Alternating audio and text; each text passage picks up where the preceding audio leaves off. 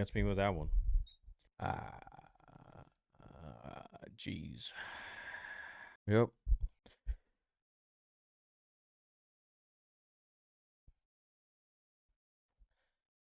Cheap trick, cheap trick. Every time, no matter how many times I see him, every time I see him, it's like seeing that little boy version of myself.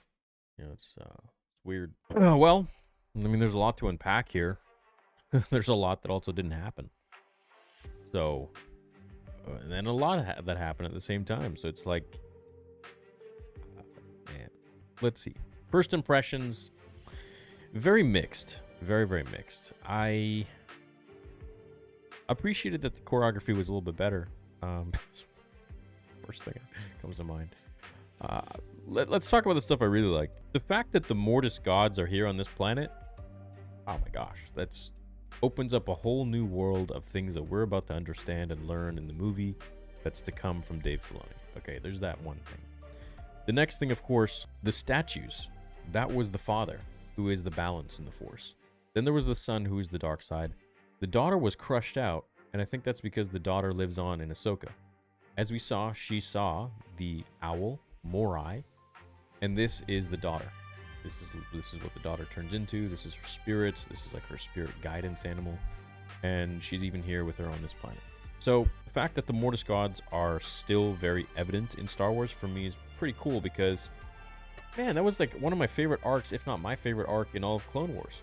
These are like these godlike beings that kind of oversee the events of the galaxy and maybe even originated parts of the Force. I don't know. I'd love to have a conversation with, see a conversation with the Son and Palpatine.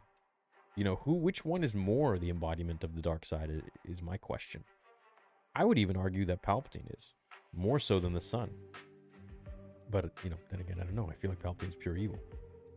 What did you guys think? What did everybody think of the episode? I feel like there's definitely a lot to talk about. There's definitely a lot to unpack. What's going to happen with Ray Stevenson now? May you rest in peace. Balin is going to go off and maybe even go off that ledge, man. Like, maybe they're going to have, like, something in the movie or whatever where he... I don't know, and what Shin now is... they're all trapped there on this planet, in this galaxy, in this other galaxy, and now they're going to, venture off maybe into other worlds? And we're going to have, like, some timeline that's completely separate from the prequel trilogy, original trilogy, and sequel trilogy. I guess this is where Ahsoka is going to be for the next 20 years, because it's already 10 years or so after, almost like 20, 30 years until the freaking sequel trilogy. That's why she's probably not there. Maybe she's like in the world between worlds, and that's why she's speaking to Rey or whatever. But I don't know. I don't want to make sense of the sequels. That'll take forever. But I feel like there's just so much to unpack, but at the same time, it's almost like not much happened.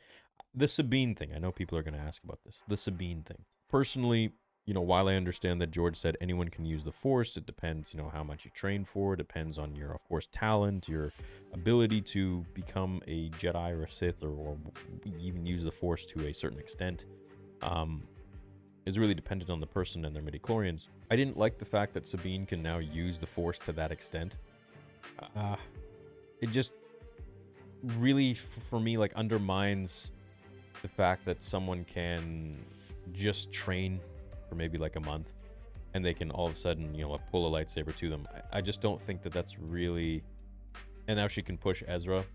I'm just not a huge fan of that. I think if you're, it's like Rey didn't have any training, right? And sure, she's a granddaughter of Palpatine.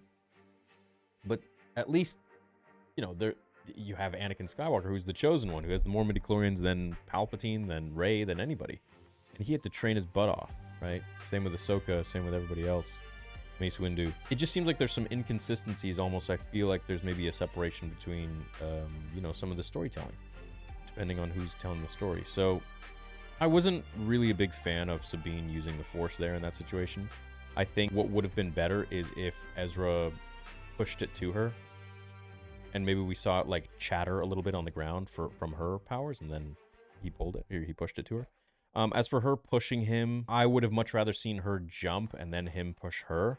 But then she would be the one that's off in the other galaxy, right? So it's kind of, I guess, not what Dave wanted. I saw it going so different. I saw it really, really going differently.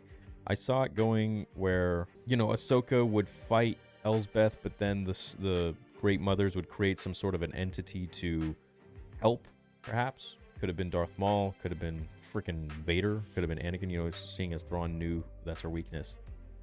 It could have been anybody else, but I think, you know, throwing the undead troopers, okay, but at the same time, like, couldn't they have just, like, sliced through all of them? If, you know, you have a lightsaber, it goes through anything.